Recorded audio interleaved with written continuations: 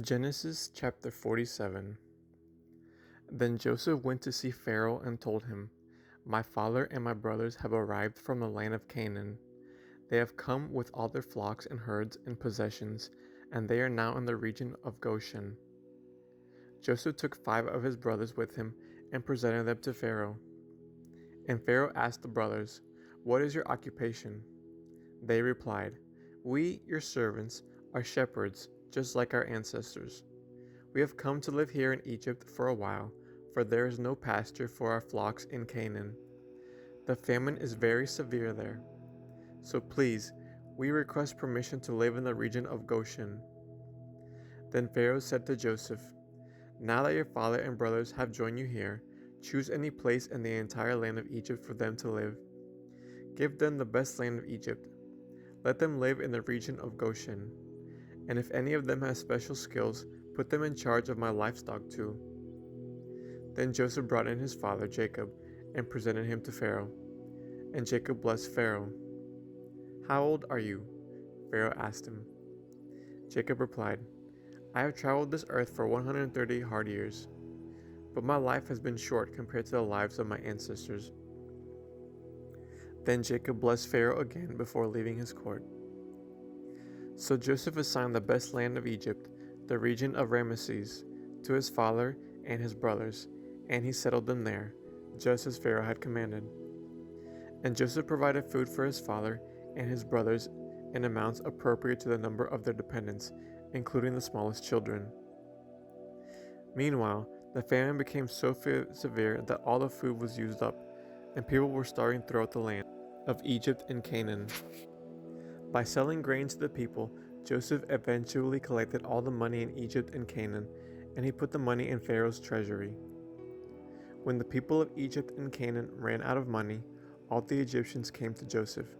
"Our money is gone," they cried.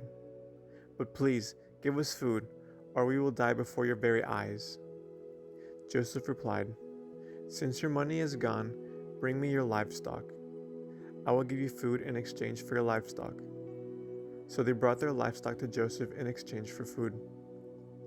In exchange for their horses, flocks of sheep and goats, herds of cattle, and donkeys, Joseph provided them with food for another year. But that year ended, and the next year they came again and said, "We cannot hide the truth from you, my lord. Our money is gone, and all our livestock and cattle are yours. We have nothing left to give but our bodies and our land.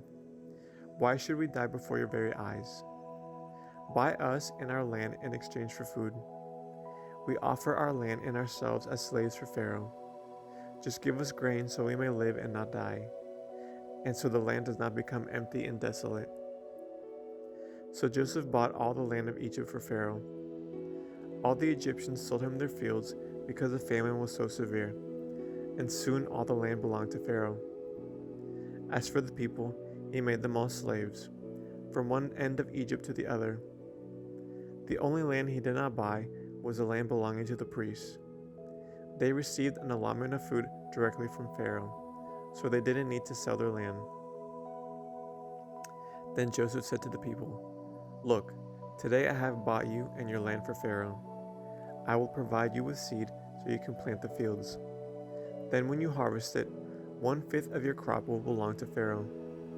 You may keep the remaining 4/5 as seed for your fields and as food for you, your households, and your little ones." "You have saved our lives," they exclaimed. "May it please you, my lord, to let us be Pharaoh's servants." Joseph then issued a decree, still in effect in the land of Egypt, that Pharaoh should receive 1/5 of all the crops grown on his land. Only the land belonging to the priests was not given to Pharaoh. Meanwhile, the people of Israel settled in the region of Goshen in Egypt. There they acquired property, and they were fruitful, and their population grew rapidly. Jacob lived for 17 years after his arrival in Egypt, so he lived 147 years in all. As the time of his death grew near, Jacob called for his son Joseph and said to him, "Please do me this favor. Put your hand under my thigh and swear that you will treat me with unfailing love by honoring this last request. Do not bury me in Egypt. When I die, please take my body out of Egypt and bury me with my ancestors." So Joseph promised, "I will do as you ask." "Swear that you will do it," Jacob insisted. So Joseph gave his oath, and Jacob bowed humbly at the head of his bed. End of Genesis chapter 47.